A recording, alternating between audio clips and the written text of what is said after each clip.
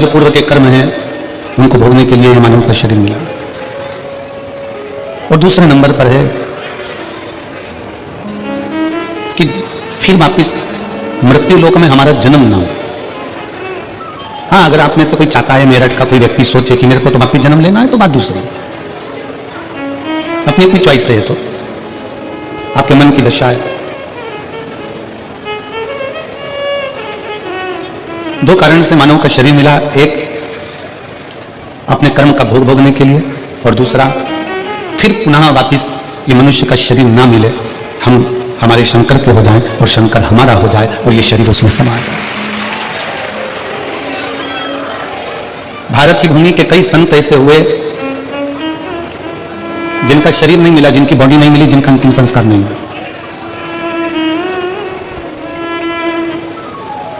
भारत की भूमि के कई संत ऐसे हुए जिनका शरीर नहीं मिला, जिनका अंतिम संस्कार नहीं हुआ, जिनकी बॉडी नहीं मिली। पहले नंबर पर है रामकृष्ण परमहंस जी, जो मां जगत जननी जगदम्बा अम्बा में सशरीर समा गए। दूसरे नंबर पर है चैतन्य महाप्रभु जी, जो जगन्नाथ जी में सशरीर समा गए। तीसरे नंबर पर है संत तुकाराम जी, जो सशरीर हरिविठ्ठल में समा गए। और चौथे नंबर पर है मीराबाई, जो द्वारकाधीश में सशरीर समा गई, जिनकी बॉडी नहीं मिली, जिनका अंतिम संस्कार नहीं, जिनकी बॉडी नहीं मिली है, जिनका अंतिम संस्कार नहीं हुआ।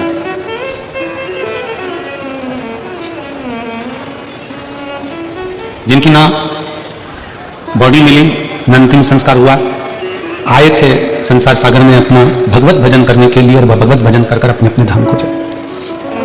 दो कारण मनुष्य के शरीर के हैं, पहला अपना कर्म भोगना है, और दूसरा जो शरीर मिला है, इस शरीर को फिर पाना जरूरी नहीं, इस शरीर को परमात्मा तक पहुंचाना जरूरी है, परमात्मा तक।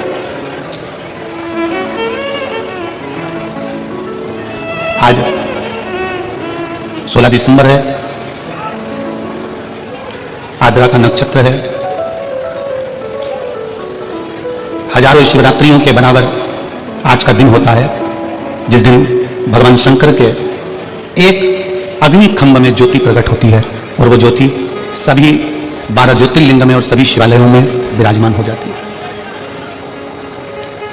मेरठ के इस पवित्र प्रांगण में विराजमान सभी शिव भक्तों को हम बहुत बहुत बधाई देते हैं, भगवान शंकर के प्रागट्य के लिए, शिव के प्रागट्य। और संपूर्ण देशवासियों को, संपूर्ण विश्व में विराजमान शंकर के भक्तों को, शिव भक्तों को बहुत बहुत साधुवाद।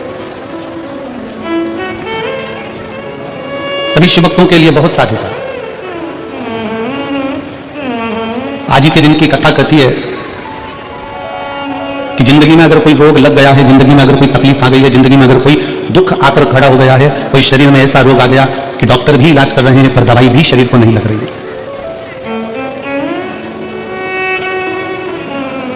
तो आज की कथा कहती है कि पानी को वाणी से अमृत बनाओ। क्या करना है? जम के बोलो जरा, पानी को वाणी से अमृत बनाओ। अब पानी को वाणी से अमृत कैसे बनाओगे? और ऐसा कोई व्यक्ति नहीं है यहां पर संत बैठा हुआ जो पानी से, वाणी के माध्यम से पानी को अमृत ना बना। आज आद्रा की कथा कहती है, भगवान शंकर का पवित्र चरित्र कहता है, शिव महापुराण का पावन चरित्र कहता है, शिव तत्व कहता है कि अगर रोग बहुत भारी है, तकलीफ बहुत भारी है, शरीर में दवाइयां भी अगर असर नहीं कर रही है, तो एक पात्र में जल लिया जाता है और पंचाक्षर मंत्र नमः शिवाय या षडाक्षर मंत्र ओम नमः शिवाय या श्री शिवाय नमस्तुभ्यम जप कर उस पानी की ओर देखते रहते हैं और मंत्र का जाप करते रहते हैं। एक माला 108 मनके की जब पूरी हो जाए, उस पानी को देखते देखते 108 मन का 108 बार भगवान का नाम पूरा हो जाए, उसी पानी को फिर भगवान शंकर पर समर्पित कर दिया जाता है और उसी पानी को झेल लिया जाता है और दिन में सुबह, दोपहर और शाम 3 बार उसका आचमन किया जाता है। शरीर में दवाई लगना प्रारंभ हो जाती है और रोग का निवारण हो जाता है। इसको कहते हैं पानी को वाणी से अमृत बनाना।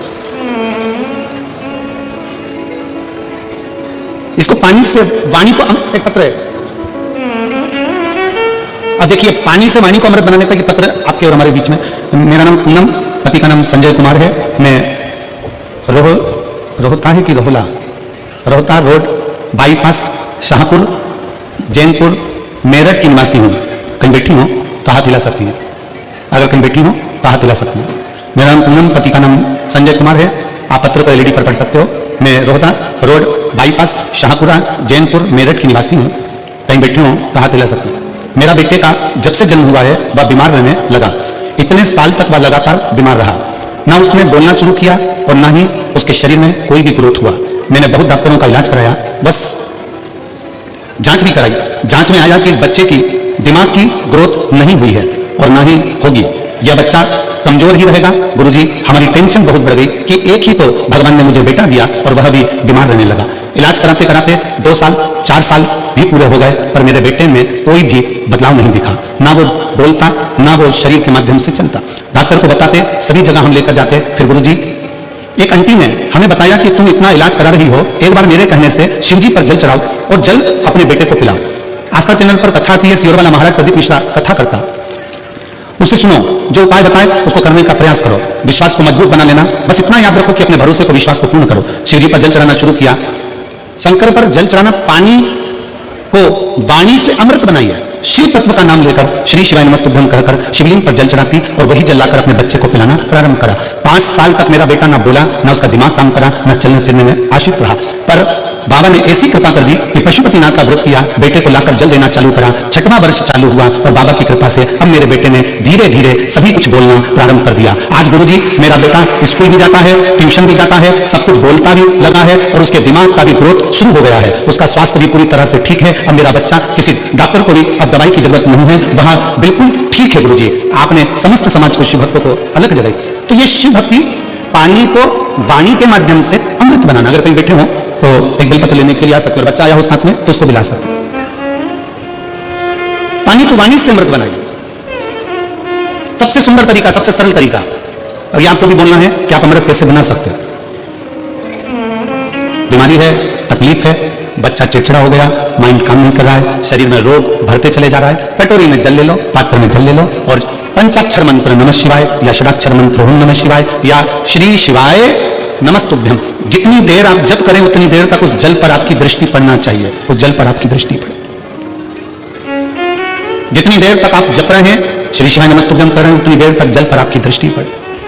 और फिर वही जल भगवान शंकर को समर्पित करें और वो जल लाकर सुबह दोपहर शाम 3 बार उसका पान करें। 3 बार क्यों?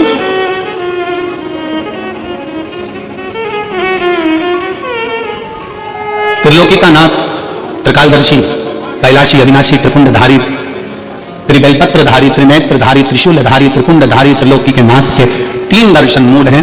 प्रातः का दर्शन जो हमें हमारे जीवन की सत्मार्ग बताता है, मंगल मार्ग की ओर लेकर जाता है। दोपहर का दर्शन हमारे जीवन में हमें उलझनों से बाहर निकाल देता है और शाम का दर्शन हमें चैन की नींद सोना सिखा देता है और आनंद में रहना सिखा देता है। त्रिकुंडधारी के 3 दर्शन, वो कहते हैं ना कि गरीब तो इतना हूं, गरीब तो इतना हूं कि यह गधा भी नहीं खरीद सकता। गरीब तो इतना हूं कि यह गधा भी नहीं खरीद सकता और अमीर तो इतना हूं कि रात को शंकर के भरोसे घोड़े बेच कर सोता हूं। शंकर के भरोसे घोड़े बेच कर सोता हूं।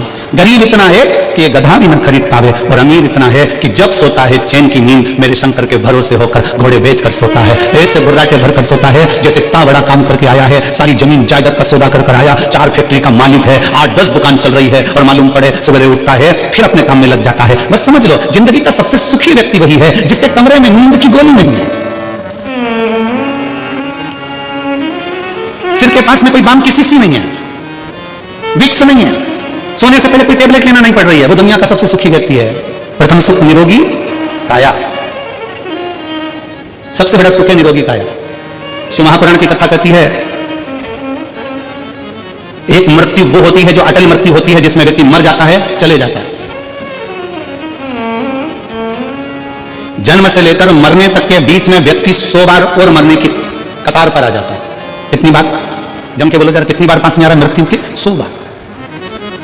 मरने वाला मृत्यु अलग है कि मरेगा, परंतु उसके पहले जन्म से मृत्यु के बीच में 100 बार तुम्हारे पास में मौत आती है। 100 बार कहीं बीमार पड़ गए, एक्सीडेंट हो गया, कहीं कोई कार्य हो गया, कहीं दिमाग खराब हो गया, कहीं मानसिक टेंशन बढ़ गया, कहीं डिप्रेशन में पहुंच गए, कहीं किसी ने कुछ कह दिया, कहीं कुछ हो गया। 100 बार मौत मृत्यु तुम्हारे नजदीक में आती है। किसी ने पूछा ये शंकर पर चढ़ाया गया जल श्री शिवाय नमस्तुभ्यम कहां काम आता है? शिव महापुराण की कथा कहती है जो अटल मृत्यु सत्य है वो तो आएगी, मरोगे उसको कोई नहीं टाल सकता। पर जो 100 बार मृत्यु तुम्हारे नजदीक में आती है, तुमने अगर कोई धर्म करा, पुण्य करा, सत्कर्म करा, शिव का नाम लिया, पंचाक्षर नाम लिया, शंकर को एक लोटा जल चढ़ाया, श्री शिवाय नमस्तुभ्यम कहा है, समझ लो कि तुम्हारे पास में जब 100 बार मृत्यु नजदीक में आती है ना, तो तुम्हारा पुण्य, तुम्हारा भजन, तुम्हारा स्मरण, तुम्हारा मंत्र जाप, तुम्हारा एक लोटा जल उस मौत को टालता चले जाता है और आगे बढ़ता चले जाता है। अटल मृत्यु तो सत्य है, वो तो आना है, पर उसके पहले भी 100 बार मृत्यु आती है। कहीं बीमार पड़ गए, एक्सीडेंट हो गया, कुछ हो गया, कुछ हो गया, बार बार मौत करीब में आती चली जाती है, बार बार मृत्यु करीब में आती चली जाती है। और उस मृत्यु को तुम भगवान की भक्ति से, तुम भगवान के भजन से, तुम अपने स्मरण से टाल रहे, तुम मंत्र जाप से उसको टाल रहे।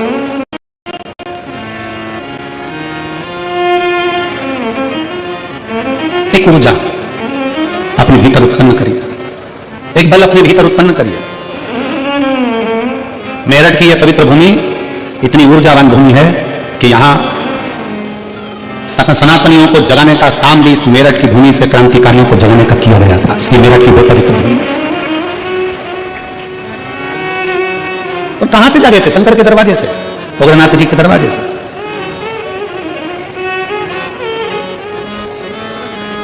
अपने आप को हमें जागृत करना है, अपने आप को हमें जागृत करना है। शिव तत्व कहता है, भगवान शंकर की कथा कहती है कि पानी को वाणी से अमृत बनाओ। और जब पानी को वाणी से, कई माताएं कहती हैं हमारा बच्चा नहीं सुनता, बहुत बहुत हम परेशान हो गए हमारे बच्चे के लिए, वो सुनता ही नहीं गुरुजी, हम कह के परेशान हो गए। कोई कहती है मेरी सास मेरे पक्ष में नहीं बोलती, कोई कहती है मेरी बहू मेरे पक्ष में नहीं रहती, कोई कहता हमारा बेटा नहीं सुनता, कोई कहती है हमारी बहू नहीं सुनती, कोई कहता हमारा भाई नहीं सुनता। और होता है, आज का जमाना बड़ा विचित्र है। एक बहू को समझाओ तो बहू कह देती गुरुजी मैं किसी का बाप की नहीं सुनूंगी, और बूढ़ी बूढ़ी माताओं को समझाओ तो माताएं कह देती है ये कल की आई मैं इसकी सुनूंगी। पिताजी को समझाओ तो वो कह देता है हमारी औलाद की सुन के चलेंगे, जाओ उधर। सास ससुर को समझाओ तो वो कह देते हैं मेरे को तो मेरा पति नहीं समझा पाया तो इसकी सुनूंगी।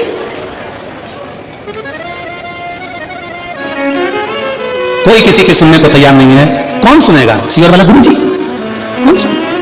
घर में तुम रह रहे हो, परिवार में तुम रह रहे हो, कुटुंब में तुम रह रहे हो, सबके साथ तुम रह रहे हो, तो सुनना भी तुमको पड़ेगा। बस इतना अंदाजा लगाओ कि कोई किसी को ना सुनो, पानी को वाणी से अमृत बनाओ, अमृत बनाकर शंकर को चढ़ाकर वही जल लाकर मटके में हंडे में डाल दो, सब पिएंगे, अपने आप उनके भी भीतर निर्मलता का भाव जागृत हो जाएगा, शिव तत्व आ जाएगा। शिव तत्व। शिवर का रुद्राक्ष है आप लोगों के पास में? कौन कौन लेकर आए? हाथ उठाओ जरा, सबके पास में रखो रखो रखो। कुबेरेश्वर धाम का रुद्राक्ष क्या करता है? उसका एक ही काम है, पानी को अमृत बनाने का प्रयास करता है। काशी में रिसर्च चला कि ऐसा रुद्राक्ष में क्या है जिसको तांबे के कलश में गलाया गया और शंकर जी पे चढ़ाया गया और उस पानी को पिया तो उससे बल उत्पन्न हो गया, बीपी, शुगर, थायराइड जैसी बीमारियां ठीक होने लगी। क्या है ऐसा?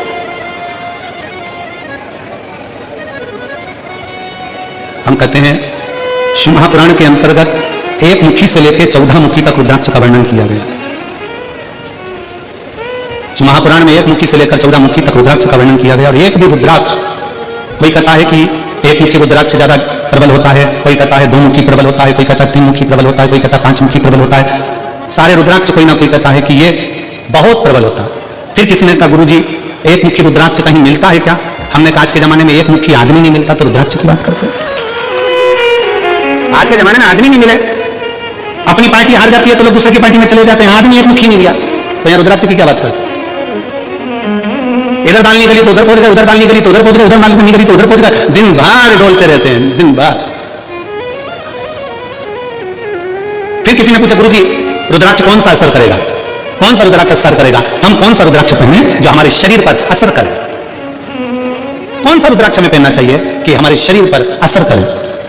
हम निवेदन करेंगे रुद्राक्ष पहनो मत पहनो, पर मीठी वाणी का रुद्राक्ष अपनी जिह्वा पर रख लो, वो इतना असर करेगा कि सबको अपना बना ले, सबको अपना।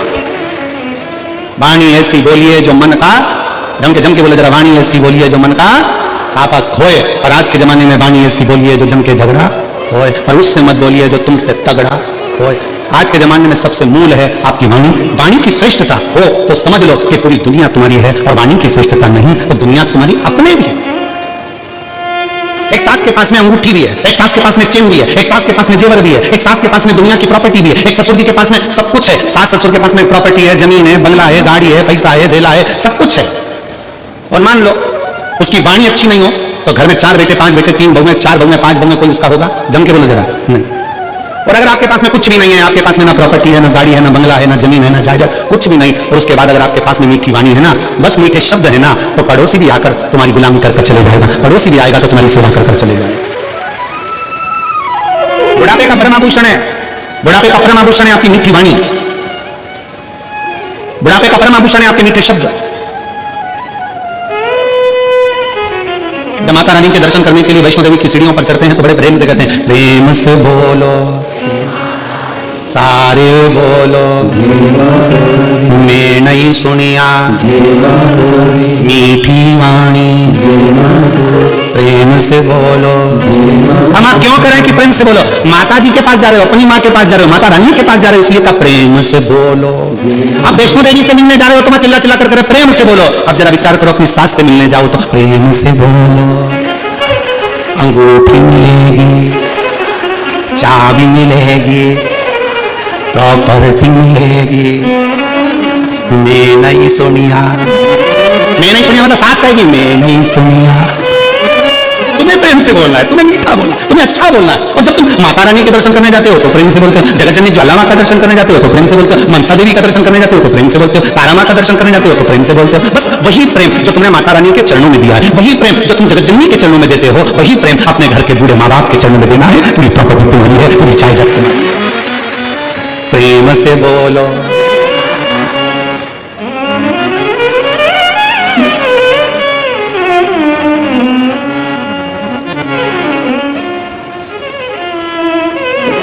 बस एक मीठी वाणी, एक मीठा शब्द, आपकी जिह्वा के मीठे उच्चारण भगवान के करीब में लेकर जाते हैं। पानी को वाणी से अमृत बनाना सीखो। लोग कहते हैं गुरुजी कौन सा रुद्राक्ष? ठीक है, महापुराण में 1 मुखी से लेकर 14 मुखी तक रुद्राक्ष का वर्णन है। स्कंद पुराण के अंतर्गत 1 मुखी से लेकर 21 मुखी तक रुद्राक्ष का वर्णन है। लिंग पुराण में रुद्राक्ष की महत्वता है। ये रुद्राक्ष कौन सा हमारे लिए अच्छा होगा, कौन सा रुद्राक्ष पहनना चाहिए, कौन सा रुद्राक्ष धारण करना चाहिए, शिव महापुराण की कथा कहती है जो भी रुद्राक्ष उत्पन्न हुआ वो भगवान के नेत्र अश्रु से उत्पन्न हुआ, और केवल एक के मिलन से नहीं, रुद्राक्ष शंकर और पार्वती के मिलन से उत्पन्न हुआ, मिलन से।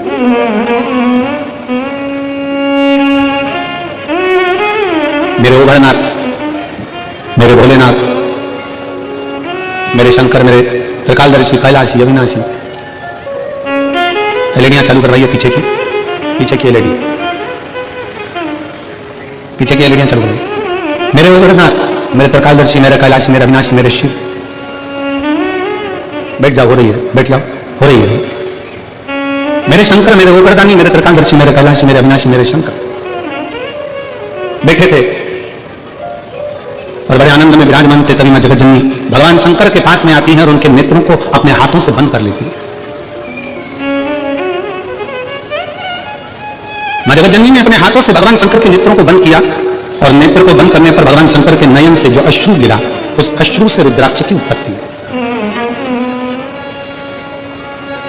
अब यहां पर यह वर्णन नहीं आया कि अश्रु से 1 मुखी रुद्राक्ष हुआ, कि अश्रु से 2 मुखी रुद्राक्ष हुआ, कि अश्रु से 3 मुखी रुद्राक्ष हुआ, कि 4 मुखी हुआ, कि 14 मुखी हुआ, कि 21 मुखी हुआ।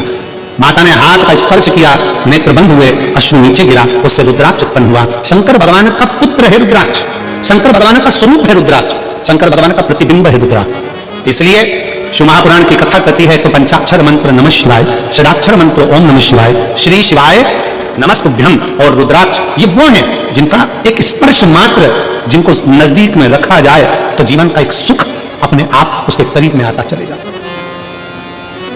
मात्र स्पर्श। और देख लिया संसार हमने देख लिया, सब मतलब हमने देख लिया, झूठे नाते झूठे रिश्ते, झूठे नाते झूठे अरे झूठा है संसार हमने लिया, सब मतलब शिव महापुराण की कथा कहती है कि रुद्राक्ष कोई सा भी हो, 1 मुखी हो, 14 मुखी हो, 21 मुखी हो, 15 मुखी हो, 11 मुखी हो, 10 मुखी हो, 5 मुखी हो, 4 मुखी हो, और इतना याद रखना कोई सा भी रुद्राक्ष हो अगर आपके गले में पड़ा हुआ है, अगर वो रुद्राक्ष आपके गले में है, चाहे स्त्री हो, चाहे पुरुष हो, चाहे बेटी हो, चाहे बेटा हो, अगर उसके गले में रुद्राक्ष पड़ा हुआ है तो किसी दुनिया के व्यक्ति की सामर्थ्यता नहीं है कि वो आपको धोखा दे दे और आपसे छल कर चले जाए। किसी की सामर्थ्यता नहीं है कि वो आपके साथ में छल कर जाकर रुद्राक्ष है।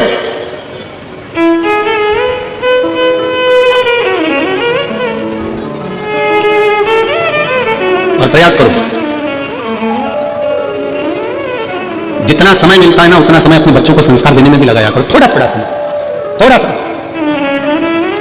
तन, मन और धन, ये 3 अगर ठाकुर में नहीं लगते, ठाकुर मतलब जानते हो ना, हमारे आगे बैठे हैं लड्डू गोपाल जी, ठाकुर जी, शंकर जी, भोलेनाथ जी, राम जी, ये सब तन, फिर से बोलो, तुम लोग बोलो क्या कहती है? तन, मन और धन, ये 3 ठाकुर में नहीं लगते तो ठेके पे लग जाते हैं। याद रखो क्या क्या की, जम के बोलो जरा।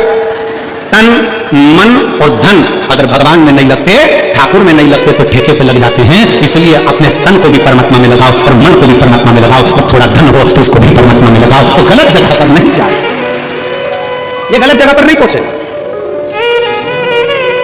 और याद रखना, अगर घर के बच्चे तुम्हारे गलत संगति में जा रहे हैं, कहीं ठेके तक पहुंच रहे हैं, मदिरा की दुकान तक पहुंच रहे हैं, गलत व्यसन तक पहुंच रहे हैं, समझ लेना कि कहीं ना कहीं हमारी चूक हो रही है।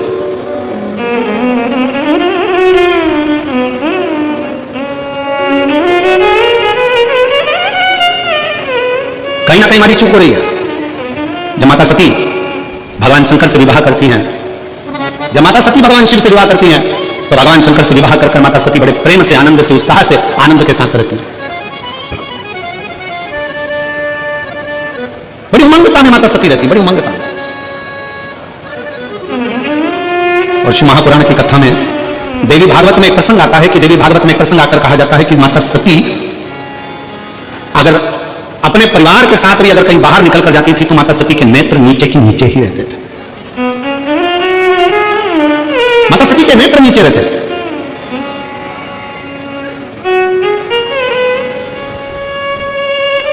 होना चाहिए। बहन, बेटी और पत्नी के नेत्र अगर झुके रहते हैं,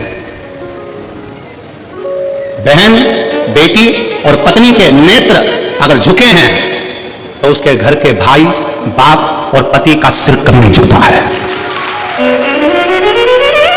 अगर बहन, बेटी और मां, पत्नी के नेत्र झुके हुए हैं, बाजार में निकल कर जा रहे हो, सभा में जा रहे हो, आपके नेत्र अगर झुके हुए हैं, बहन का नेत्र नीचे है, बेटी का नेत्र नीचे है, पत्नी का नेत्र नीचे है, तो उस घर के भाई को, उस घर के पिता को और उस घर के पति को कभी माथा नीचा नहीं करना पड़ता, छाती तान कर चलता है। उसको मालूम है मेरी बहन है, उसको मालूम है मेरी बेटी है, उसको मालूम है मेरा परिवार है, उसको मालूम है कि ये मेरे अपने हैं।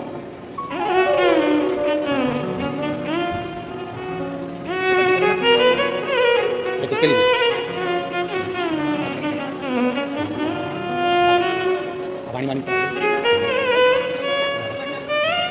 दीदी बोल रही हैं 5 साल तक कुछ नहीं बोला और ना उसका माइंड काम करा ना शरीर, पर बाबा की कृपा से अब बच्चा बोलने भी लगा, स्कूल जाने लगा, ट्यूशन जाने लगा और पढ़ने लगा और बहुत अच्छा हो गया। यही शिव कृपा। हर हर शिव तत्व की प्राप्ति। नेत्र झुके रहे और फिर निवेदन है इस व्यासपीठ के माध्यम से, आपकी दृष्टि अगर रहे तो श्रेष्ठ रहे। दृष्टि में भेद नहीं होना चाहिए, नयनों में भेद नहीं होना चाहिए। गलत सोच, गलत विचार, गलत दृष्टि हमको गलत मार्ग की ओर लेकर चली जाती है और फिर वही दुख, वही तकलीफ हमारे जीवन में आती है। वही तकलीफ हुआ क्या था, बिंदु और चंचुला की कथा कल आपने श्रवण करी और भगवान ईश्वर जी और गौरा जी उनकी कथा के यजमान बने, शंकर पार्वती उनकी कथा के यजमान बने। किसकी गलती थी? बिंदु का ब्राह्मण था, चोरी नहीं करता था। बिंदु का ब्राह्मण था, छल नहीं करता था। बिंदु का ब्राह्मण था, बेईमानी नहीं करता था। केवल चंचुला देवी ऐसी आई और वो चंचुला देवी ने कहा कि तुम्हारे घर में मैं विवाह कर आई हूं, क्या है ये? तुम्हारे घर में कुछ भी नहीं, तुम्हारे घर में वैभव नहीं, तुम्हारे घर में धन नहीं। पति को उसने चोरी में लगा दिया, कहीं से भी लाओ, कहीं से भी लाओ और लाओ, मुझे चाहिए। पति चोरी नहीं करता था, बिंदु चोरी नहीं करता था। कभी कभी अपने मन में विचार लाइएगा कि बिंदु जब चोरी करता था, बेकार काम करता था, गलत काम करता था, तो उसके लिए शंकर भगवान जजमान बनने की क्या जरूरत थी? शिव जी को जजमान बनने की क्या जरूरत थी? शंकर जी को कथा सुनने की क्या जरूरत थी? उसकी मुक्ति के लिए शंकर जी ने क्यों प्रयास किया? क्योंकि बिंदुक चोर नहीं था, बिंदुक छली नहीं था, बिंदुक ब्राह्मण होकर भी प्रपंच नहीं करा। और पत्नी चंचुला ऐसी आई और उस चंचुला ने कह दिया तुम्हारे यहाँ धन नहीं है, तुम्हारे यहाँ वैभव नहीं है, तुम्हारे यहाँ दौलत नहीं है, जाओ कहीं से भी लाओ। बिंदुक ने कहा मैं ब्राह्मण हूं और सुन मेरी आय इतनी नहीं है, मैं इतना नहीं कमा सकता। तो पत्नी ने कह दिया चोरी करो ना। पर दुनिया के लोगों को यह नहीं मालूम, चोरी करने वाला हमेशा चोट्टा की चोट्टा ही रहता है। चोट्टे का कभी प्रमोशन नहीं होता। जिसका धन चले गया, उसकी अगर चेन गई, सामान गया, तो ये तो है कि बाबा उसको कहीं से कम आज नहीं तो कल, महीने 2 महीने में 3 महीने में उसको वापस बड़ा मंगलसूत्र, वापस बड़ी चेन भोलेनाथ उसको दिला देगा। पर चोट्टे का प्रमोशन नहीं होगा, चोट्टा चोट्टा ही रहेगा। और तुम खुद देख लो कितने चोट्टे कितना सामान चोरते। और आप लोगों से हम बार बार व्यासपीठ से कहते हैं, बार बार निवेदन करते हैं, जितनी कथा होती है हर कथा में कहते हैं अपनी चेन, कीमती सामान, मंगलसूत्र, अपने मोबाइल, कीमती सामान, डायमंड, हीरा, सोना, चांदी सब अपने घर छोड़कर आओ। क्योंकि जो डायमंड से बड़ा डायमंड है मेरा शंकर ओगरदानी त्रिकालदर्शी कैलाश जी, उसकी कथा सुनने के लिए जा रहे हैं। अपना जेवर अपने घर, 2 चीजें अपने घर में रखो कथा में आने से पहले, एक जेवर दूसरा तेवर। तुम कितने बड़े भी कुछ भी हो अपने घर के हो, यहाँ तेवर भी मत दिखाओ कथा में आने के बाद। तो मुझे जानते नहीं हो, फोन लगाता हूं, अभी आगे बैठने की व्यवस्था करवाता हूं। तो जेवर और तेवर दोनों घर रखिए। शिव महापुराण की कथा में ना जेवर की जरूरत है, और जम के बोल दो जरा, ना तेवर की जरूरत है। तुम्हारी पहचान होगी किसी से भी, हमारी पहचान तो उससे है जो शमशान में रहता है, सीधा उससे सीधी पहचान है। तो दोनों चीजें अपने घर पर रखो, एक जेवर भी और एक तेवर भी। शिव महापुराण में आओ ना तो दोनों चीजें छोड़कर, कितने भी सेठ हो, कितने भी पैसे वाले, कितने भी करोड़पति, कितने भी अरबपति, कितने भी धनपति, अपनी जगह पर हो गए। शंकर जी के पास जो भी जाता है ना वो एक जता। शमशान में कोई तुम्हारे यहाँ मेरठ में भले ऐसा होता होगा कि मरने वाले को डल्लफ के गद्दे पे ले जाते होंगे, हमारे यहाँ नहीं ले जाते। हमारे यहाँ तो वही 4 बांस, 40 कंडे, 4 कंधे, कुत्ते में राम नाम, सफेद और लाल कपड़ा उड़ा दिया, ले गए। कितना भी सेठ हो, कितना भी करोड़पति हो, कितना भी धनपति हो, कितना भी वैभवपति हो, चाहे दुनिया का कंगाल से कंगाल व्यक्ति हो, पर शंकर भगवान के दरवाजे पर शमशान में जब पहुंचेगा उसकी शान सम होगी, इसलिए उसका नाम शमशान है। वहां सबका लेवल बराबर है, कोई बड़ा नहीं कोई छोटा नहीं, अपने घर पर हो गए। तो छोड़िए आप अपने घर पर। जितने जितने लोग कथा सुनने के लिए मेरठ में आए या रायपुर जब कथा रहे, रायपुर में कथा रहेगी 24 तारीख से 30 तारीख तक, रायपुर में पुराना धमतरी रोड, सेज बहार, रायपुर। कथा का समय रहेगा 2 बजे से 5 बजे तक, रायपुर छत्तीसगढ़ की कथा का। 24 दिसंबर से 30 दिसंबर तक कथा चलेगी, जिसके आयोजक रहेंगे कमल जी देवांगन। तो हम तो उनसे भी कहेंगे जो भी कथा सुनने आए अपना जेवर अपना तेवर अपने घर छोड़कर, यहाँ तो बाबा क्यों किया, हम तो बाबा के भरोसे चलते हैं, हम तो बाबा के भरोसे चलते हैं। ये दुनिया वाले जलते हैं, ये दुनिया वाले चलते हैं, भोले बाबा के भरोसे चलते हैं, शंभू बाबा के भरोसे चलते हैं। तो शिव महापुराण की कथा कर रही है, भगवान शंकर का चरित्र कर रहा है। कुछ आभूषण है मेरा शंकर, कोई आभूषण नहीं है, आभूषण मेरा शिव है, मेरा शंकर ओघड़दानी त्रिकालदर्शी कैलाशी अविनाशी। नेत्र बंद करे माने रुद्राक्ष प्रकट हुआ। रुद्राक्ष कोई साधारण नहीं, रुद्राक्ष शिव का एक अंश स्वरूप है, अंश स्वरूप। हमारे मार्ग को सुलभ बनाने का काम करता है रुद्राक्ष, सुलभ बनाने। इसलिए प्रयास करें कि तन मन और धन काय में लगाएं, जम के बोलो जरा, ठाकुर में लगाएं, भगवान में लगाएं, शिव में लगाएं, भक्ति में लगाएं। अगर ये तन भी अगर नहीं लगा तो एक दिन ये भी बेकार हो जाएगा, और मन और धन ये भी अपने अपनी मंजिल तक नहीं पहुंच पाएगा। इसको श्रेष्ठता की जगह रखा।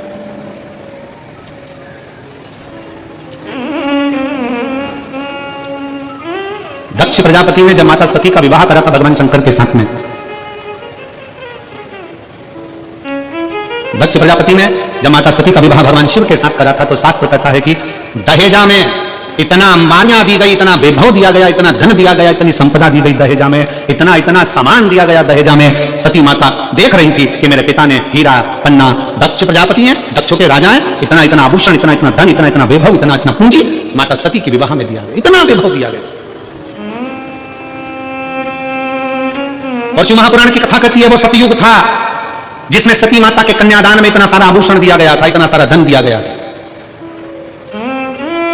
वो त्रेता युग था जिसमें राम जी के विवाह के समय पर माता सीता जी को बहुत सारा दहेजा दिया गया था। वो द्वापर होगा जिसमें भगवान कृष्ण के मंगल विवाह में दहेज दिया गया होगा। परशु महापुराण की कथा कहती है, यह कलयुग चल रहा है। इस कलयुग में अगर बेटी को कन्यादान में कुछ देना है तो अच्छी शिक्षा बेटी को देकर भेजिए, उससे बढ़कर कन्यादान कुछ नहीं। बेटी को अच्छी शिक्षा देकर भेजिए, बेटी को अच्छा विद्वान बनाकर भेजिए, उच्च शिक्षा, अच्छा अध्ययन कराइए, अच्छे कॉलेज में अच्छे स्कूल में बच्चों को पढ़ाइए, अपनी बेटी को अच्छा पढ़ाकर अच्छी विद्वत्ता देकर भेजिए। क्योंकि बेटी के जीवन में पेट्रोल पंप देखा, गाड़ी देखी, बंगला देखा और मालूम पड़े कि लड़का कहीं गलत विचारों से जुड़ा हुआ मिल गया तो बेटी को रोना नहीं पड़ेगा। अपनी मेहनत खुद करना जानती है, अपना परिश्रम खुद करना जानती है। इसलिए बेटी को कन्यादान में अगर कुछ देना चाहते हो, बेटी को कन्यादान में कुछ प्रदान करना चाहते हो, वो सतयुग था, वो त्रेता था, वो द्वापर था, पर कलयुग का सबसे बड़ा कन्यादान अगर कुछ है तो एक माँ बाप अपनी बेटी को अच्छा पढ़ाएं, अच्छा विद्याध्ययन कराएं, उसको काबिल बनाएं और उस तक पहुंचाएं कि तुम्हारी बेटी जिस दिन तुमसे मिलने के लिए आए तो खुश होकर कहे, पापा आज मेरा प्रमोशन हो गया, आज मैंने फिर एक कंपनी में आगे बढ़कर नौकरी करी है, पापा आज मुझे सम्मान मिला है, पापा आज मैंने ये किया है। बेटी की प्रतिष्ठा, बेटी का कन्यादान, धन, ये गोदरेज की अलमारी हो, फ्रिज हो, कूलर हो, वॉशिंग मशीन हो, ये लैपटॉप हो, इससे बेटी का कन्यादान नहीं है। बेटी का कन्यादान है उसकी उच्च शिक्षा। बेटी का कन्यादान है उसकी अच्छी पढ़ाई।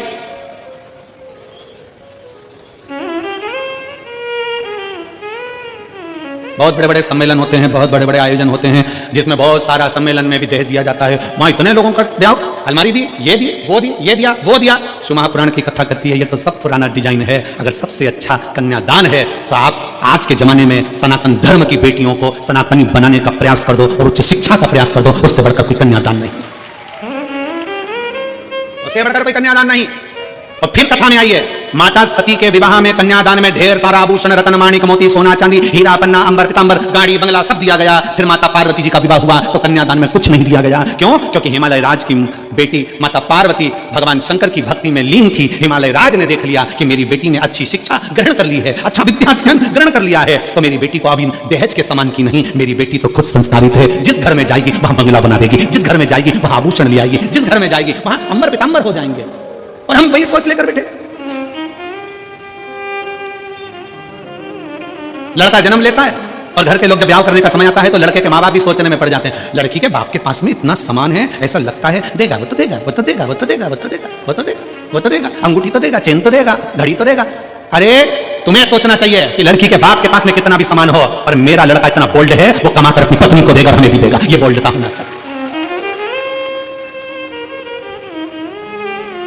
हम सोच हमारी लेकर बैठे, इस कलिकाल में रहने के बाद भी हमारी सोच हम छोटी सी लेकर बैठे। शंकर भगवान माता पार्वती जी के साथ ब्याह करे, हिमालय राज ने हाथ जोड़कर पूछ लिया, मैं हिमालय राज हूं, हिमालयों का राजा हूं, बताओ शंकर भगवान तुम्हारे कन्यादान में पार्वती जी के क्या क्या दिया जाए? ये सारा महल, सारा नगर, सारी दौलत, सारी संपदा तुम्हारी है भोलेनाथ, क्योंकि तुम मेरे दामाद हो, तुम मेरे जमाई हो। बताओ तुमको क्या दिया जाए कन्यादान में? पार्वती जी के कन्यादान में क्या दिया जाए? शंकर जी जानते थे मेरा ब्याह सती से हुआ था तो कन्यादान में बहुत मिला था, कन्यादान में बहुत मिला था, पर सती के अंदर अहंकार भी बहुत आ गया था, क्योंकि मेरे पिता ने दिया, मेरे बाप ने दिया, ये मेरा है। और वो सती माता जलकर भस्म हो गई तो शंकर भगवान ने कह दिया कन्यादान में कुछ मत देना, बस पार्वती दे दो, उसमें अगर संस्कार होंगे तो ये दौलत लंकापति रावण को सोने की लंका देने वाला भी अपने लिए महल बना सकता है। क्या करूं कन्यादान का? माता सती को बार बार शंकर भगवान समझाते थे, सती अभिमान नहीं करना, हे सती अहंकार मत करना। पर सती कुंभज बाबा के आश्रम में कथा श्रवण करने के लिए माता सती के अंदर अहंकार उत्पन्न हो गया। सती जी को लगा ये कथा वाचने वाला, ये कथा कहने वाला जब मुझको प्रणाम कर रहे हैं, कथा वाचने वाले जब मुझे प्रणाम कर रहे हैं तो ये तो मेरे आगे कुछ छोटे। कथा वाचने वाला जब व्यासपीठ पर बैठता है तो आप सबको नमन करता, प्रणाम करता है। बोलो करता है कि नहीं करता? हम भी आते हैं, आपको प्रणाम करते हैं, नमन करते हैं। क्यों करते हैं? क्योंकि कथा वाचने वाला बड़ा नहीं है, कथा सुनने वाला बड़ा। कथा वाचने वाला कभी बड़ा नहीं हो सकता, कथा सुनने वाला बड़ा। और वैसे भी सुनने वाले जितने हैं वो सब जमीन पर बैठते हैं। जमीन पर बैठते हैं तो जिनके पास जमीन होती है लोग उनको जमींदार कहते हैं। तो तुम सब जमींदार हो। कथा वाचने वाला तो चार पाए की चौकी पर बैठा है, जमीन पर बैठे तो जमींदार, चौकी पर बैठे तो चौकीदार। अब तुम जमींदार हो, तुम्हारी मर्जी पड़ी तो बैठे, नहीं तो उठ के चल दिए। तुम जमींदार हो, तुम्हारा मन पड़ा तो पानी की बोतल निकाली पी गए। जमींदार हो तुम तो जमीन पे बैठे बड़े आनंद से। जमींदार हो, तुम्हारा मन पड़ा तो चाय कूड़ ली, निपटा लिया। जमींदार हो तुम तो जेब में से निकाल के मल भी लेते हो। जमींदार हो, थोड़ी देर में भजन आएगा तो फटकी भी लगा लोगे, और जैसे ही महाराज जी बोलेंगे हारा, तुम तो जमींदार। जमींदार तो कुछ नहीं कर सकता, बेचारा चौकीदार फंसा ना, जो हाथ जोड़ के बैठा, चौकीदार फंसा। उसको तो पूरी 3 घंटे की ड्यूटी देना है, और पूरी 3 घंटे की ड्यूटी देने के बाद फिर हाथ पैर सीधे करना है। तुम्हारा मन, तुम तो मर्जी पड़े तो कथा सुनते सुनते, और मन पड़ जाए तो फिर मोबाइल निकाल के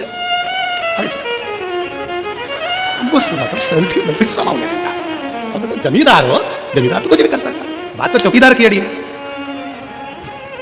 बात चौकीदार की, आज के जमाने में चौकीदार की बड़ी टेंशन है, पूरा भारत हिला पड़ा चौकीदार के चक्कर में,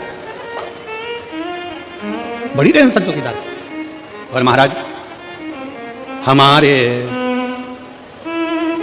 दो ही रिश्तेदार, हमारे दो ही रिश्तेदार, एक हमारे भोले बाबा, एक हमारे भोले बाबा, दूजी गौरा रानी सरकार, हमारे दो ही रिश्तेदार, हमारे दो ही रिश्तेदार, हमारे दो ही रिश्तेदार, हमारे दो ही रिश्तेदार, एक हमारे भोले बाबा, एक हमारे भोले बाबा, एक हमारे भोले बाबा, एक हमारे भोले बाबा, दूजी गौरा रानी सरकार, हमारे दो ही रिश्तेदार, हमारे दो ही रिश्तेदार, हमारे दो ही रिश्तेदार, हमारे दो ही रिश्तेदार।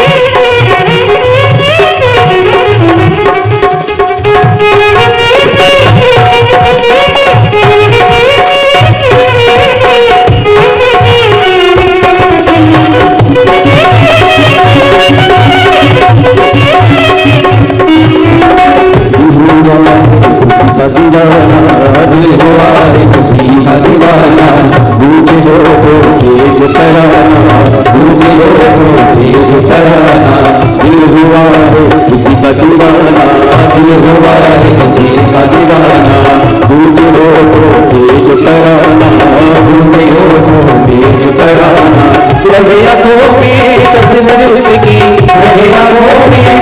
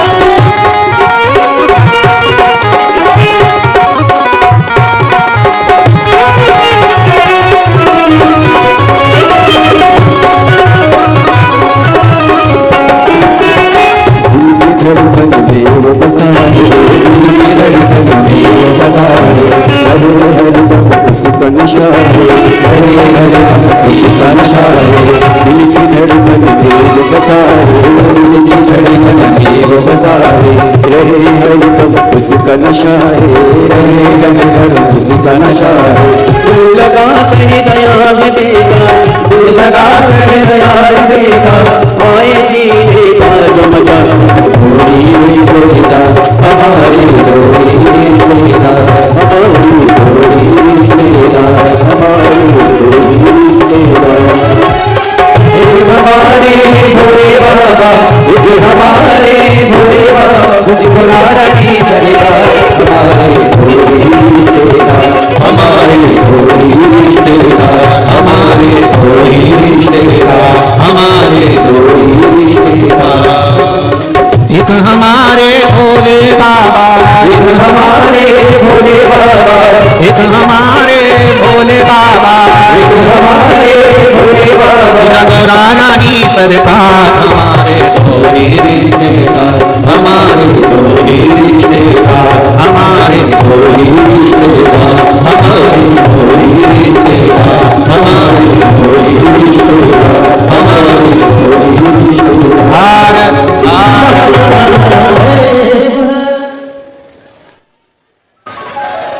अपने स्थान पर बैठकर भगवान शिव जी से अपने मन की बात बड़े भाव के साथ दिल से बाबा को प्रार्थना करिए। जहां जगह मिले वहां बैठकर बाबा को अपने भाव व्यक्त करिए। शिव महापुराण की कथा का सबसे बड़ा सार तत्व है शंकर जी से अपने दिल की बात करो। दिल से बाबा को प्रार्थना करो, दिल से बाबा को निवेदन करो। आज बाबा का प्रागट्य महोत्सव भी है। भगवान शंकर का ज्योतिर्मय स्वरूप आज ही के दिन प्रकट हुआ था, इसलिए बाबा के भाव से निवेदन कर अपने दिल की बात करिए। सब साथ में बोलेंगे।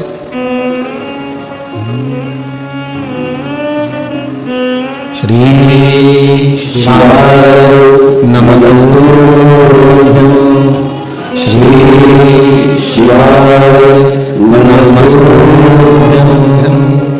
श्री शिवाय नमस्तुभ्यं, श्री शिवाय नमस्तुभ्यं, श्री शिवाय नमस्तुभ्यं।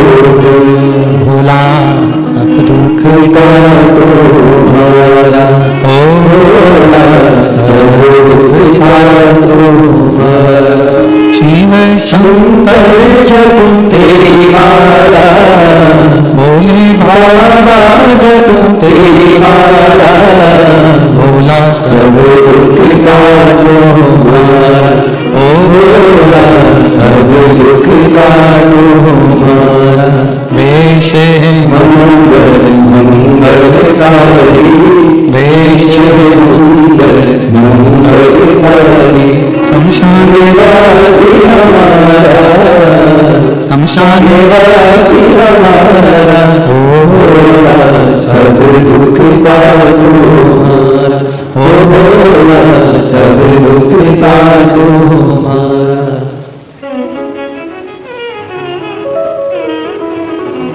भगवान ओगड़दानी तथादर्शी कैलाशी विनाशी शिव की कथा कर रही है। सती माता के विवाह में बहुत सारा दहेजा दिया गया, पर पार्वती माता के दहेजा नहीं।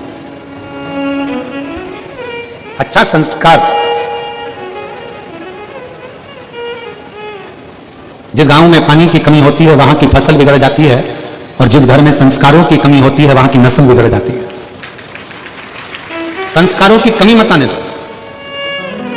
हिमालय राज ने माता पार्वती जी को श्रेष्ठ संस्कार दिया, श्रेष्ठ संस्कार होना चाहिए। संस्कार हम कल जा रहे थे तो संदीप गोयल जी के बेटे शिवम हमारे साथ में थे, तो हमने शिवम से पूछा, क्यों बाबू कितने भाई हो? कहा गुरुजी 2। एक कारण एक सीधा। हमने कहा ठीक। फिर गाड़ी चलाते चलाते हमने पूछा, दोनों की शादी हो गई? कहा हो। ठीक। हमने कहा दोनों बहू हैं? तो कहा हाँ गुरुजी दोनों बहू हैं। हमने कहा पढ़ी लिखी हैं सब? कहा हाँ गुरुजी पढ़ी लिखी है। हमने कहा फिर तुम अगर कोई कर्म कर रहे हो, तुम कोई कार्य कर रहे हो, या तुम्हारा कोई वो स्कूल है आदि है, तो हमने कहा उन बहुओं को भी थोड़ा बहुत काम सौंपो जिससे वो भी स्कूल जाएं, उनकी जो एजुकेशन उनके माँ बाप ने दी है वो एजुकेशन का सही उपयोग वो कर सके और उसको आगे बढ़ा सके, अपने ज्ञान को दूसरे को दिया जाए।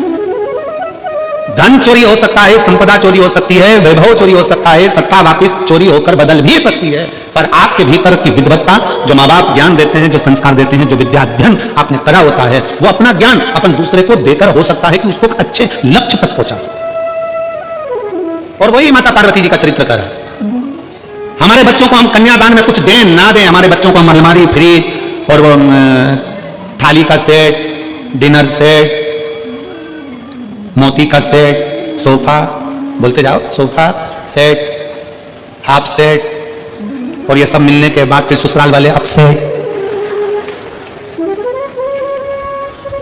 ये सेट देने से अच्छा है अपने बच्चों की विद्या पर ध्यान दिया जाए, शिक्षा पर ध्यान दिया जाए।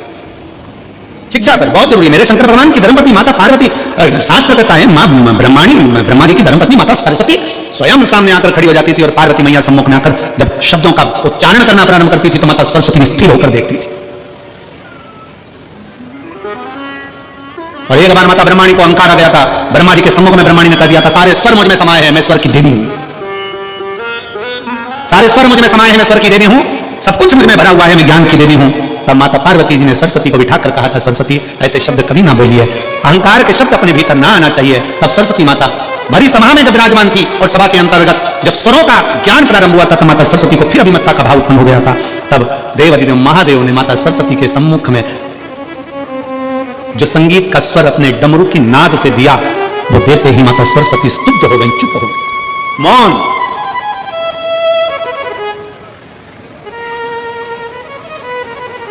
सरस्वती माता मौन हो जाती है, एकदम चुप, स्तुप। और आज भी मेरे शंकर भगवान को अगर संगीत का कहीं क्रम होता है, नृत्य का कहीं क्रम होता है, तो सबसे ज्यादा किसकी मूर्ति लगाती है? नटराज की।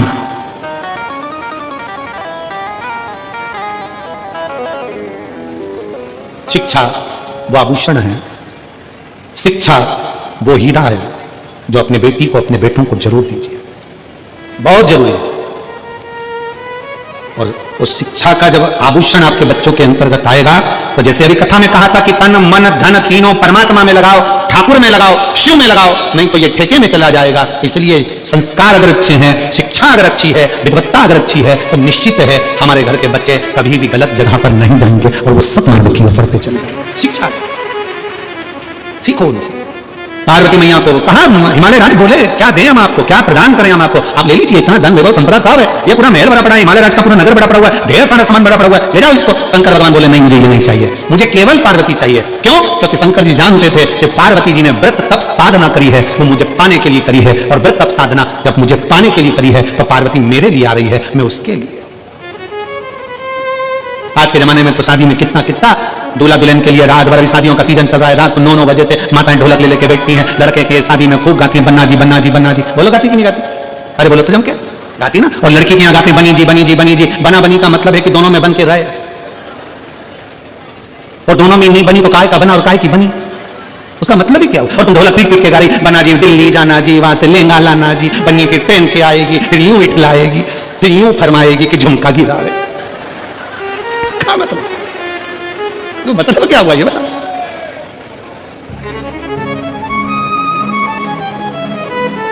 अरे महाराज, शिव तत्व में कहता है भगवान शंकर का सुंदर भाव कहता है, दोनों में बनना चाहिए। शंकर पार्वती का संबंध ही एक ऐसा संबंध है। माता सती बहुत सारा दहेजा लेकर आई थी, खूब सारा सामान लेकर आई थी, क्योंकि सती माता को लगा कि मैं जिस महादेव जी से विवाह कर रही हूँ, शंकर भगवान से विवाह कर रही हूँ, सती माता को लगा कि उनके घर में कुछ नहीं है, मैं सब सामान लेकर जाऊं। और सती मैया सामान को ले गई, सामान के साथ में माता सती अपने पिता दक्ष प्रजापति का थोड़ा सा अहंकार भी, अभिमान भी ले गई। और कभी अभिमान लेकर मत चलो, कभी भी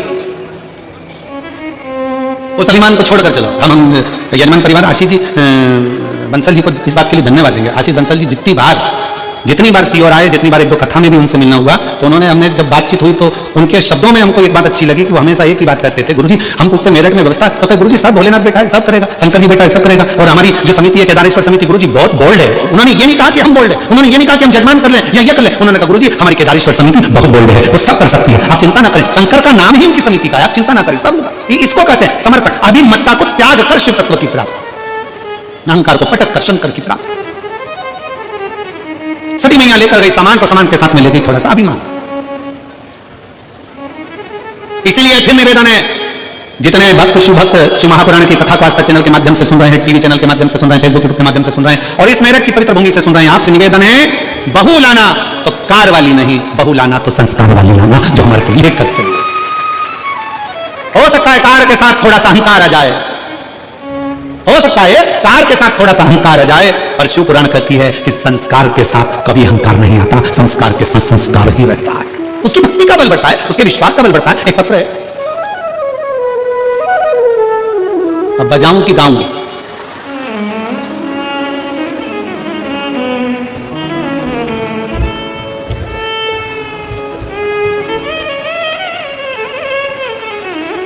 मैं बच्चों सेवा समिति द्वारा पूज्य गुरुदेव का स्वागत वंदन अभिनंदन करके पूज्य गुरुदेव से आशीर्वाद ग्रहण करते हुए सभी सदस्यगण, और देखिए बाबा भोलेनाथ की कृपा से ही इस दुनिया के जगत के सारे कार्य संभव होते हैं। हम सभी अभी सुंदर लघु कथा श्रवण कर रहे थे, कौवे, मोर, तोता और हंस की। हम सभी को जान लेना चाहिए कि दुनिया में अगर मेरे महादेव ने हम सभी को भेजा है तो कुछ ना कुछ विशेष व्यवस्था के साथ में हम सभी को भेजा है। हमें किसी से तुलना नहीं करना चाहिए अपनी, क्योंकि भगवान ने सबको अलग अलग बनाया है और अलग अलग गुण सभी को प्रदान करे हैं। हम उसका महत्व नहीं समझते और दुख के चक्र में फंस जाते हैं। इसलिए दूसरों के पास जो है उसे देखकर जलने की बजाय हमें हमारे पास जो है उसके साथ खुश रहना सीखना चाहिए, क्योंकि भगवान ने हमें सब कुछ दिया है। जरूरत है उसे पहचानने की। खुशी बाहर ढूंढने से नहीं मिलती, वहां तो हमारे अंदर छुपी होती है। बस खुशी हमें मिलती है एक लोटा जल चढ़ाने से, शिव महापुराण की कथा श्रवण करने से खुशी हमें प्राप्त होती है। और कई भक्तों ने देखा है एक लोटा जल चढ़ाने का क्या महत्व मिला है, शिव महापुराण की कथा श्रवण करने का क्या महत्व हम सभी को प्राप्त हुआ है, यह सभी भक्तों को पता है।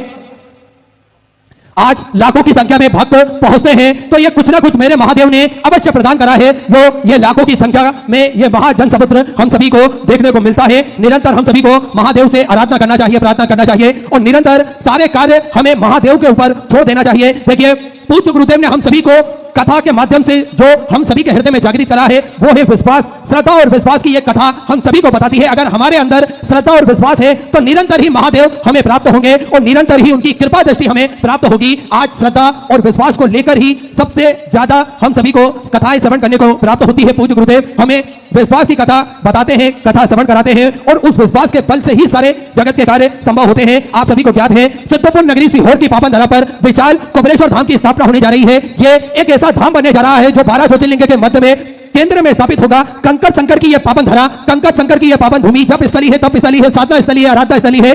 भगवान की कृपा दृष्टि इस धरा पर हमेशा विद्यमान होती है। जो भी भक्त अपने मन की मुराद लेकर कुबेर भंडारी के चरणों में पहुंचता है, मात्र कुछ ही दिनों में 3 महीनों में इन सभी भक्तों की मनोकामना मेरा कुबेर भंडारी, मेरा राजा धीराज महाकाल राजा पूर्ण कर देता है। क्योंकि कृपा दृष्टि बरसती है इस धारा पर। जो भी भक्त इस धारा पर पहुंचते हैं मन में एक सुकून शांति प्राप्त होती है, मन में एक अजीब सा हम सभी को सुकून मिलता है इस धारा पर पहुंचने के बाद। बड़ा ही महत्व है इस धारा का, क्योंकि स्वयं मेरे राजा धीराज महाकाल राजा की कृपा, स्वयं मेरे कुबेर भंडारी की कृपा इस धारा पर हमेशा विद्यमान होती है। देखिए कई सैकड़ों कथाएं हमने, अनगिनत कथाएं हमने सतत रूप से इस धरा पर श्रवण करी है। और देखिए वैसे भी कहा जाता है एक बार शिव महापुराण की कथा किसी भी स्थान पर हो जाती है तो वह स्थान अपने आप में शुद्ध हो जाता है। तो कुबेर भंडारी की पावन धरा पर तो हमने कई कथाएं श्रवण करी है सतत रूप से, तो उस धरा का महत्व वैसे भी कई गुना ज्यादा बढ़ जाता है। और देखिए प्रतिवर्ष अनुसार इस वर्ष भी कुबेर भंडारी की पावन धरा पर 25 फरवरी से 3 मार्च तक जो भव्य रुद्राक्ष महोत्सव होने जा रहा है, प्रतिवर्ष अनुसार इस वर्ष भी शिवरात्रि के पावन उपलक्ष्य पर, तो आप सभी आमंत्रित हैं अधिक से अधिक संख्या में पधार कर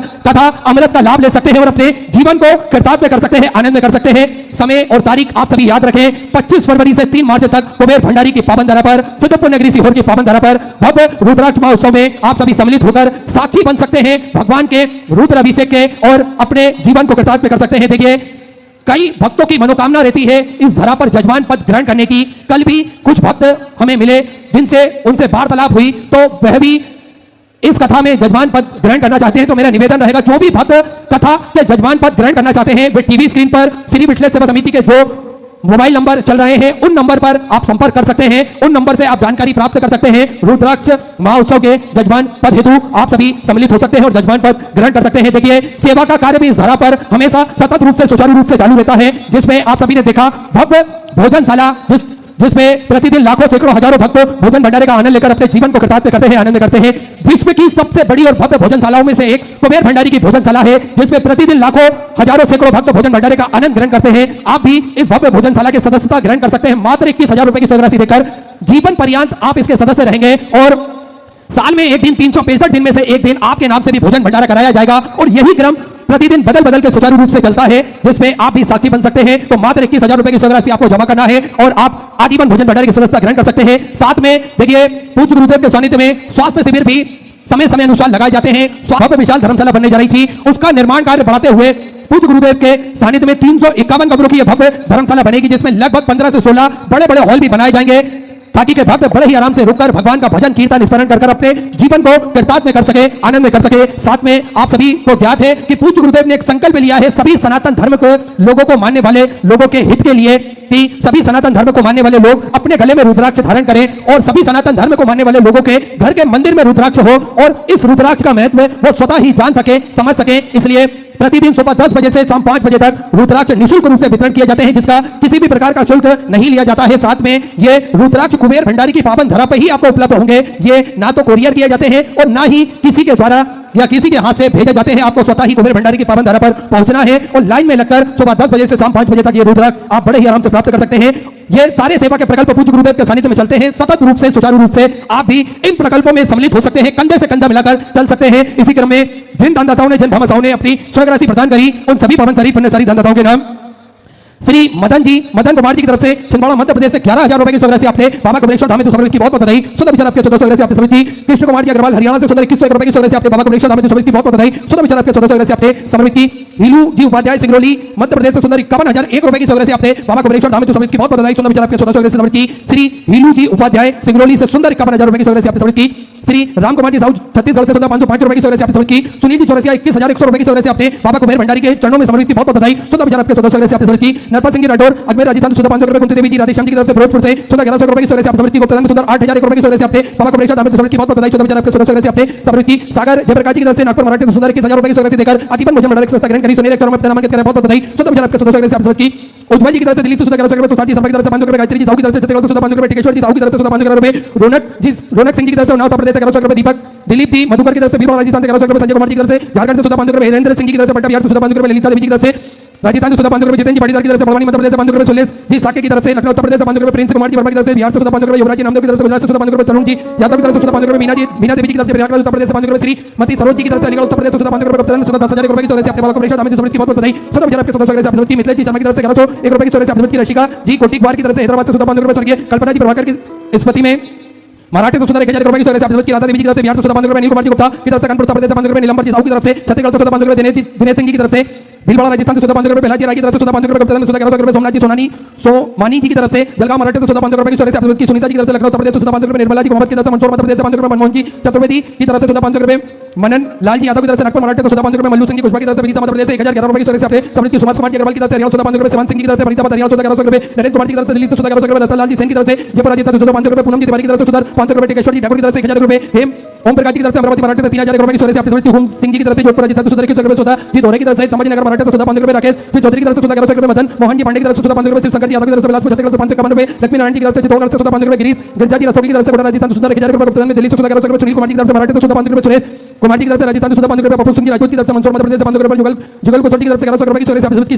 विश्व रतन जी की तरफ से हैदराबाद से 1100 रुपए, सत्यनारायण जी पुरोहित की तरफ से नागौर राजस्थान से 1,000 रुपए, अंबा देवी जी की तरफ से 500 रुपए की स्वर्ग राशि आपने समर्पित की। कोपल में 500 रुपए, कोसले देवी अलीगढ़ उत्तर प्रदेश से 1000 रुपए, रंजीत कुमार जी की तरफ से मध्य प्रदेश से 2,500 रुपए, सुमित यादव की तरफ से 500 रुपए, संजय कुमार जी की तरफ से सिवनी मध्य प्रदेश से 11,000 रुपए की स्वर्ग राशि आपने बाबा कमलेश्वर धाम में समर्पित की, बहुत बहुत बधाई। सुधा विचार आपके 1400 रुपए आपने समर्पित की। रवि शंकर जी की तरफ से 1100 रुपए, मुन्ना भाई जी की तरफ से भील बड़ा राजी सुधाकर संजय जी की तरफ से पानी बता रही है 500 रुपए कुंज बिहारी लाल जी की तरफ से मध्य प्रदेश से 5500 रुपए की तरफ से अपने पापा कमलेश दाम की बहुत बधाई तो तरफ से सदस्य अपनी कमलेश जी की तरफ से सीकरी राजस्थान सुधर 500 रुपए की तरफ से अपनी निशा जी की तरफ से राजस्थान सुधर 500 रुपए शोभना बेन प्रकाश भाई जी की तरफ से गुजरात सुधर 1005 रुपए चंद्रपाल जी की तरफ से मराठी सुधर 1000 रुपए की तरफ से अपने बाबा कुबरेश्वर धाम की सभी दानदाताओं को मैं हृदय की आनंद गहराई से नमन करता हूं, दंडवत करता हूं, प्रणाम करता हूं। सुंदर सौगत आपकी समिति जो भक्त अपनी सौगत मंदिर गौशाला वृद्धाश्रम अन्य क्षेत्र बाबा कुबरेश्वर धाम में करना चाहते हैं वे टीवी स्क्रीन पर श्री विठलेश्वर सेवा समिति के 2 account number axis bank account central bank of India का चल रहा है। दोनों में से किसी भी अकाउंट में अपनी सौगत जमा कर अपना नाम व्हाट्सएप पर आप भेज सकते हैं और अपने नाम का अनाउंसमेंट करवा सकते हैं। आइए सीधे व्यासपीठ की शरण में हम सभी चलेंगे। सुंदर आज दूसरे दिवस की कथा श्रवण करेंगे। जय जय श्री राधे, हर हर महादेव, श्री शिवाय नमः।